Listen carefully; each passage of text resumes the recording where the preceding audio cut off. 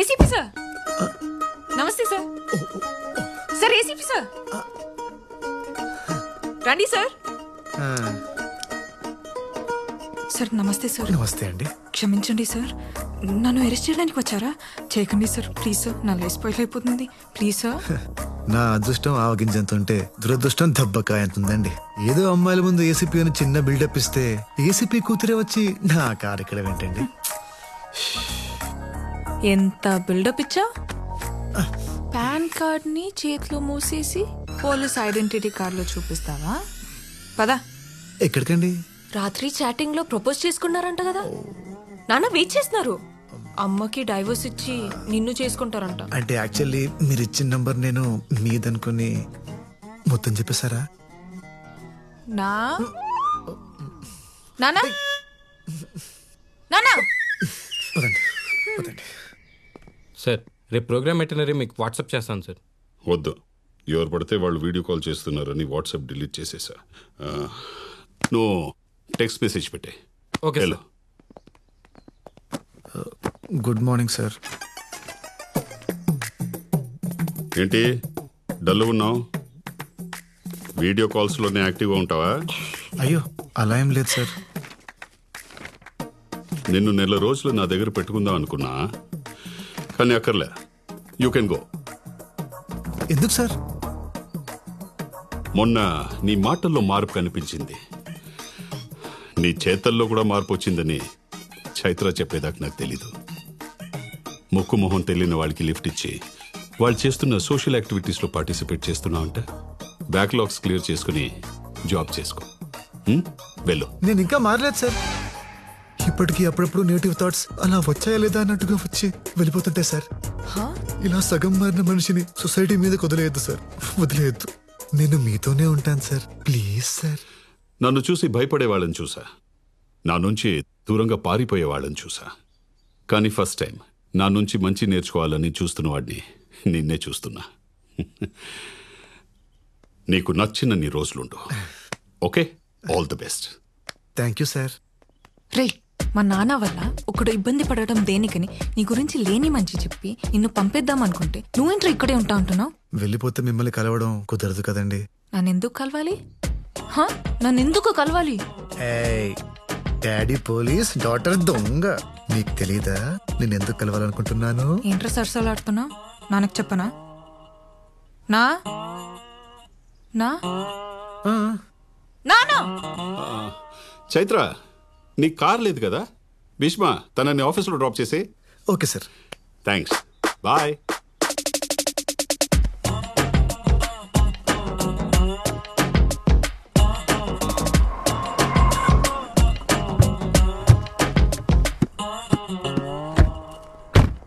చైత్ర గారు వెళ్ళమంటారా?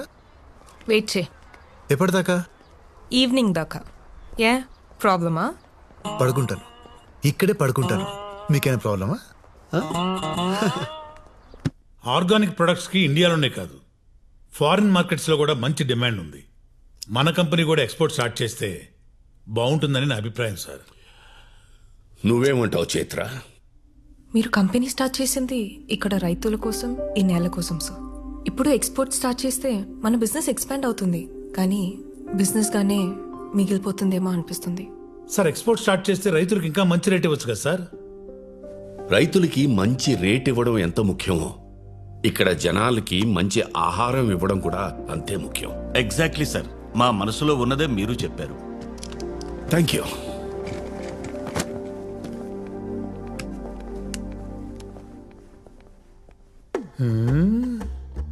మీరు మామూలు కదయ్యా, మనం అందరం కలిసే కదా అనుకున్నాం. ఇప్పుడు ఆయన మాట్లాడగానే రూట్ మార్చేశారు. నువ్వు మాత్రం అందరి అభిప్రాయాన్ని నీ అభిప్రాయంలాగా చెప్పలేదా? సర్లే, రేపు ఆయన సీఈఓగా ఎవరి పేరు అనౌన్స్ చేసినా గొడవ చేయకుండా సపోర్ట్ చేసి ఎవరి షేరు వాళ్ళు తీసేసుకుందాం. ఆయన ఖచ్చితంగా మనలో ఎవరినో ఒకరిని సీఈఓని చేస్తాడంటారా? ఆయనకు వేరే ఆప్షనే లేదు. అయినా ఆయనకి మనకంటే మంచి పని వాళ్ళు ఎవరు దొరుకుతారు?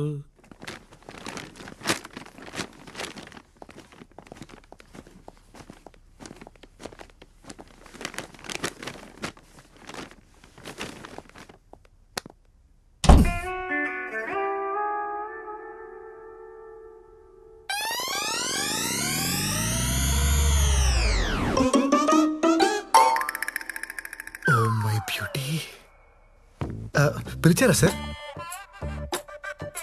లేదే. Okay sir. ఎలాగో వచ్చావు కదా, బాటిల్ ఓపెన్ చేయి. భలే తీసావే. మందు బాగా అలవాటా? అయ్యో అదేం లేదండి, అప్పుడప్పుడు డిగ్రీలో ఫెయిల్ అయ్యాననే బాధలో తాగుతుంటాను. అదేంటో సార్ ఈ మధ్య నా బాధ రోజు వచ్చేస్తుంది. డిగ్రీలో ఫెయిల్ అయితే బాధపడకూడదు భీష్మ, లైఫ్లో ఫెయిల్ అయితే బాధపడాలి. రా కూర్చో. అయ్యో మీ ముందా? రోజు కారులో నా పక్కనే కూర్చుంటావు కదా. లాజిక్కే సార్, లాజిక్. కూర్చో.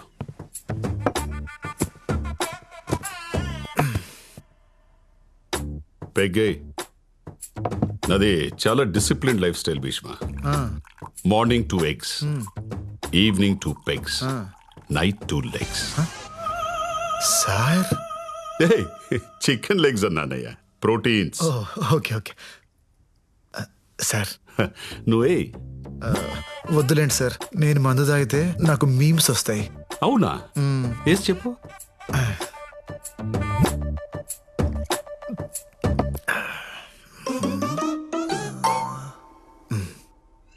కింద పైన ఊపు, మా ఏసీపీ సార్ తోపు. బాగుందయ్యా, ఇంకోటి చెప్పు. 1 minute సార్, ఐస్ క్యూబ్స్ తీసుకురా తీసుకురా వెళ్ళు.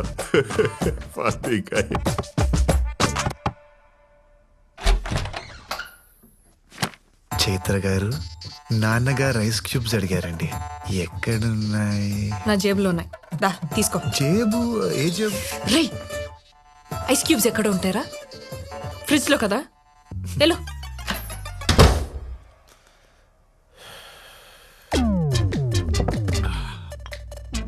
ఐస్ ఎక్కడ? దారిలో జలుబు చేస్తుందేమో అని డౌట్ వచ్చి వెనక్కి వచ్చాను సార్.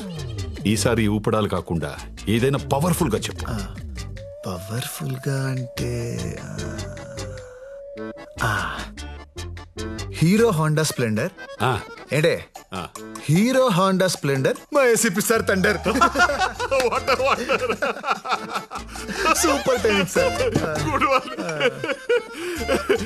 మందు తాగేటప్పుడు ఇలాంటి ఎంటర్టైన్మెంట్ మిస్ అయ్యాను రా. ఇంకా చెప్పు. 1 minute సార్, సోడా తీసుకొస్తాను.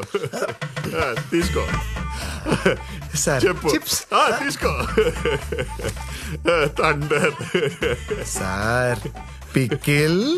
నువ్వు వెళ్ళడానికి డిసైడ్ అయ్యావు కదా, దొంగ. హలో. ఓకే. మరేమో ఏంటి? నాన్నగారు మందులోకి పికిల్ కావాలన్నారు. ఎక్కడ అని. ఏంట్రా నీ ప్రాబ్లము? సారే అడిగారు. నాన్న ఐస్ క్యూబ్స్ వాడరు, పిక్కలు తినరు. ఇంకొకసారి ఆయన పేరు చెప్పి డిస్టర్బ్ చేస్తే గన్ నోట్లో పెట్టి కాల్ చేస్తా. నీ లవ్ స్టోరీ ఎంతవరకు వచ్చిందిరా? ఖచ్చితంగా ఒకే పోతుందన్న, కానీ పాపం ఆ జేపీ అంకుల్ పరిస్థితి తలుచుకుంటేనే జాలేస్తుంది. జేపీయా? వాడికేమైంది? నన్ను ఏసీపీ దగ్గర జాయిన్ చేశాడు కదా, ఆయన కూతురే నాన్న ఈ అమ్మాయి. నైస్.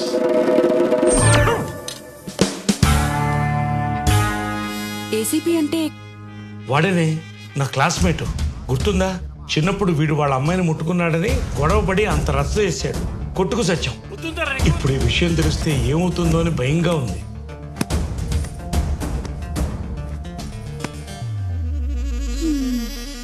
భూమి గుండ్రంగా తిరిగినట్టు వీడేంటండి తిరిగి తిరిగి మళ్ళీ మొదటి అమ్మాయి దగ్గరికే వచ్చాగాడు?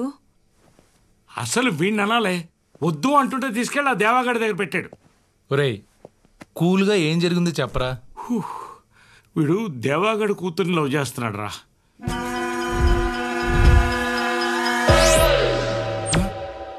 Cool. Today we all are here to discuss about what should be the future of Indian farming. అది కెమికల్ ఫార్మింగా లేదా ఆర్గానిక్ ఫార్మింగా? ఈ విషయంపై మాట్లాడడానికి ఈ రోజు మన ముందున్నారు field science MD mister Raghavan గారు, అలాగే భీష్మ ఆర్గానిక్స్ ఎండి శ్రీ భీష్మ గారు. ఈ రోజు వారి మాటల్లో chemical farming and organic farming కి సంబంధించిన ఎన్నో ఇంట్రెస్టింగ్ విషయాలను తెలుసుకుందాం. హే పర్విల్ భయ్యా, నువ్వేంటి ఇక్కడ? ఆ విషయం నేను అడగలరా? ఆయన నువ్వేంటి ఇక్కడ? షో కోసం వచ్చా? షో కోసం నేను ఎందుకు వస్తాను భయ్యా, ఆ అమ్మాయి కోసం వచ్చాను. బాగుంది కదా భయ్యా? నువ్వు ఈ విత్తనాలు చల్లడం ఆపవారా? నువ్వు చేసిన పనికి నా జాబ్ పోయి నా క్వాలిఫికేషన్ కంటే తక్కువ నేను జాబ్ తీసుకొని ఫీల్డ్ సైన్స్ కంపెనీలో జాయిన్ అయ్యా. ఏం పంట వేసావు పెద్దనా? మిర్చి వేశానయ్యా. ఎరువులు వేసావా లేక దేవుడి మీద భారం వేసావా? మీ కంపెనీ ఎరువే వాడానయ్యా. చేతి నిండా పంట వచ్చింది. చాలా సంతోషం అయ్యా. మనం ఏం చేసినా రైతుల సంతోషం గురించే కదా భీష్మ గారు. ఇంతకంటే ఏం కావాలి? సంతోషం అంటే మనం కట్టుకునే బట్టల్లోనో నోట్ల కట్టల్లోనో ఉండదు. సంతోషం అంటే ఆరోగ్యం. సంతోషం అంటే మన తరాల్ని చూడడం. ఎంతకాలం మొక్కలకి మందు కొట్టి ఆరోగ్యాన్ని తాకట్టు పెట్టి ప్రకృతిని నాశనం చేస్తాం. మీరు మంచి మాటకారి సార్. ఇలాంటి మాటలు చెప్పే కదా కొన్ని వేల మంది రైతుల్ని మార్చేశారు. ఇప్పటికే జాంబియా, ఇథియోపియా లాంటి 10 దేశాలు ఆకలి చావులు చేస్తున్నాయి. అక్కడ స్విగ్గీ లేదా? డబ్బులు లేవు. పెరుగుతున్న జనాభా ప్రకారం 2050కి దేశంలో పండించే పంట కేవలం 40% ప్రజలకే కడుపు నింపగలదు. దీన్ని తట్టుకోవాలంటే కొత్త జెనెటిక్ చేంజెస్ రావాలి. అడ్వాన్స్ కెమికల్స్ రైతులకి అందుబాటులోకి రావాలి. ఇవి పట్టించుకోకుండా ఆర్గానిక్, ఆనందం అంటూ ఈ చందమామ కథలు చెప్తారేంటి సార్? ఆర్గానిక్ ఫార్మింగ్ అనేది పాత పద్ధతి, మీకులా పాత పద్ధతి.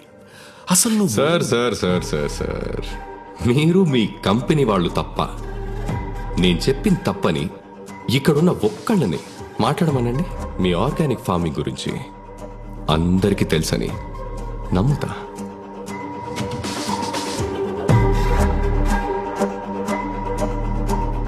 అయ్యా, ఇప్పుడు ఆ అమ్మాయిని ఇంప్రెస్ చేయాలంటే ఏం చేయాలి? నువ్వు మాట్లాడరా. నువ్వు మాట్లాడితే నా స్టేటస్ పడిపోయింది. అమ్మాయి పడదా?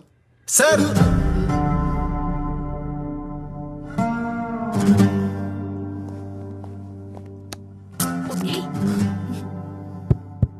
Check check. ఏంటి ఇప్పుడు పాడపడతాడా? మీరు చెప్పింది కరెక్టే సార్. బయట ఎవరికి ఆర్గానిక్ ఫార్మింగ్ గురించి పెద్దగా తెలియదు. జాంబియా, ఇథియోపియా లాంటి దేశాల్లో ఆకలి చావులతో చేస్తున్నారనే విషయం కూడా చాలా మందికి తెలియదు సార్. సార్, మీరు కెమికల్స్ ద్వారా ప్రొడక్షన్ పెంచాలని చూస్తున్నారు కదా, మరి మీరెందుకు ఆ దేశాల్లో కంపెనీని స్టార్ట్ చేయలేదు? ఆకలి చావులు ఉండే వాళ్ళని కాపాడుండేవాళ్ళు కదా. కానీ మీరు చేయరు. ఎందుకో చెప్పనా? దానికి 2 కారణాలు. ఒకటి డబ్బు. అవి పూర్ కంట్రీస్, అక్కడ మీరు డబ్బు చేసుకోలేరు. రెండోది మట్టి. మన దేశంలో ఉన్న సారవంతమైన మట్టి ఆ దేశాల్లో లేదు. సార్, మట్టే సరిగ్గా లేనప్పుడు ఎన్ని ప్రొడక్ట్స్ వాడితే ఏంటి? ఎందుకంటే మొక్క పెరిగేది మట్టిలో, మీ ప్రొడక్ట్స్ లో కాదు. యాక్చువల్లీ సార్, మీరు మాట్లాడమన్నారు, మాట్లాడుతుంటే డిస్టర్బ్ చేస్తున్నారు. మీరు దేవుడిని నమ్ముతారా? చెప్పండి సార్. అర్రే, టెక్నాలజీ ఇంత పెరిగినా ఇంకా పాత దేవుణ్ణి నమ్ముతున్నారా? మరి పాతకాలం నుంచి ఆర్గానిక్ ఫార్మింగ్ చేస్తే తప్పేంటి సార్?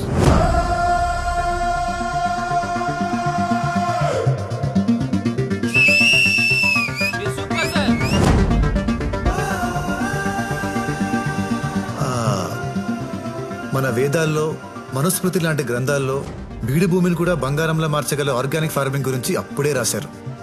Yeah, it's true. దాన్ని కరెక్ట్ గా ఫాలో అయితే వ్యవసాయానికి, భూమికి ఎలాంటి కెమికల్ అవసరం లేదు. ప్రకృతికి మనిషి అవసరం లేదు. కానీ ప్రకృతిలో ఉన్న ప్రతి అణువు మనిషికి చాలా అవసరం. దయచేసి మీ కెమికల్స్ వాటిని నాశనం చేయకండి. From here and there, my friend MSc agriculture gold medalist mister Parimal భయ్య గారు కంటిన్యూ చేస్తారు. Thank you.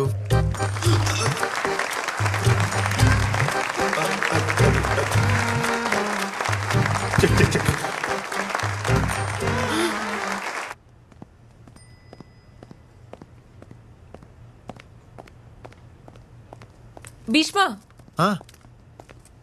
నీకు ఆర్గానిక్ ఫార్మింగ్ గురించి ఎలా తెలుసు? ఆ రోజు మీరు బుక్స్ ఇచ్చారు కదా, సో చదివేశాను. అన్ని బుక్స్ చదివావా?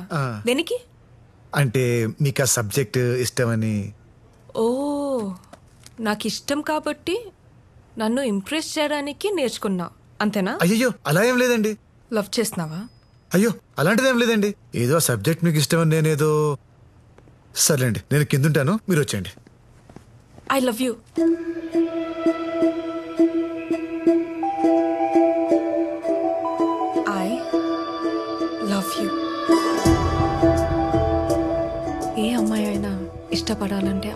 జరగక్కర్లేదు.